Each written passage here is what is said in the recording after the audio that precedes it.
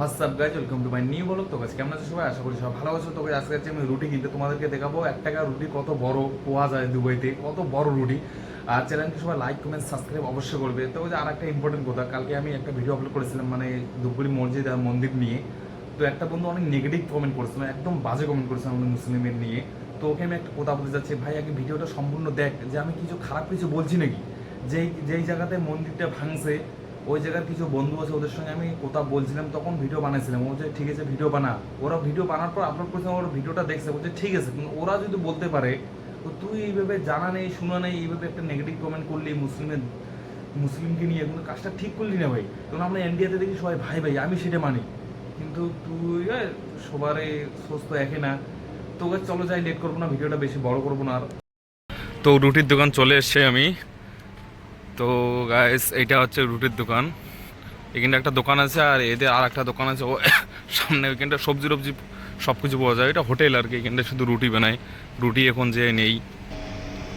ভাইয়া রুটি দেনা কিরকম করে বানায় গাইস দেখো, ভিতরে ঢুকাচ্ছে কত সুন্দর করে। হ্যাঁ, কত লম্বা লম্বা, কত গোল, সেই লম্বা কিন্তু কত বড় রুটি। পাকিস্তানি কিন্তু দোকান। হ্যাঁ, তো আমি 20 টাকা দিলাম। ক টাকা দিল? 5, 10, 15, 16, 17, 18, 19। ঠিক আছে, একটা রুটিনের কত বড় প্যাকেট দেখো গাইস, কত বড় রুটি এটা। তো এখন আলু কিনবো, আলু কিনে রান্না করতে হবে। এখন আর কি রুটি নিয়েছিলাম, এখন আর কি আলু নিতে হবে। 2 টাকার আলু নিবো, 2 টাকার আলু নিলে 4টা আলু পাবো, 4টা আলু দিয়ে হয়ে যাবে। দোকানটা দেখি খুলে আসে কিনা আগে, সবচেয়ে বড় ইম্পর্টেন্ট ওইটাই। কেন দোকান বন্ধ থাকলে আবার অন্য দোকানে যেতে হবে আমাকে। আলু যে নিব কিন্তু ভালো আলুগুলোই নেই, এগুলো টমেটো নেই না আলু নেই, টমেটো না আলুই নেই। আলু নিলে বেশি পাবো, 4টা পাবো, একটা আলু, 2টা, 3টা, আর একটা না, ভালো আলু নাই। এগুলো হলো সিদ্ধ হইতে হবে না, এগুলো অন্যরকম হয়ে গেছে না। এইটা নেই, 4টা আলু হয়ে যাবে না? কয় টাকা যে হয়?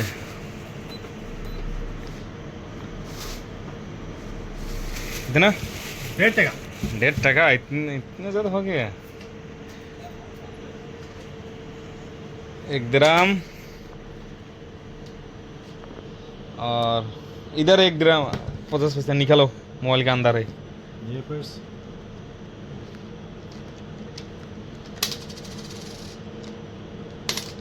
दोनों मिल के 50 पैसे हुआ। हाँ, 25 25 पैसे है। 25 पैसे है ना, मुझे समझ में नहीं आया। रोटी खरीदने के लिए गया ना मैं दोनों समझ के 1 रुपया दे दिया लोग को, रिटर्न कर दिया मेरे को। तुम्हारा ओके। ओ मेरा है, भूल जाता हूँ मैं। খুলবে।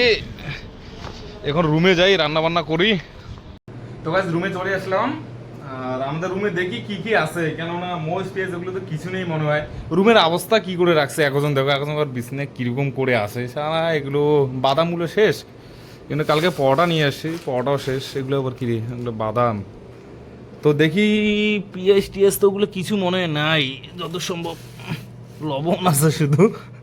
মরিচ মরিচ হ্যাঁ, মরিচ অল্প একটু পেঁয়াজ আছে, হয়ে যাবে রাত্রেটা আমরা অ্যাডজাস্ট হয়ে যাবে। চাউলও আছে, এই চাউলটা এটা দামি চাল কিন্তু কাজ, বাসমতি চাউল এই চালটা।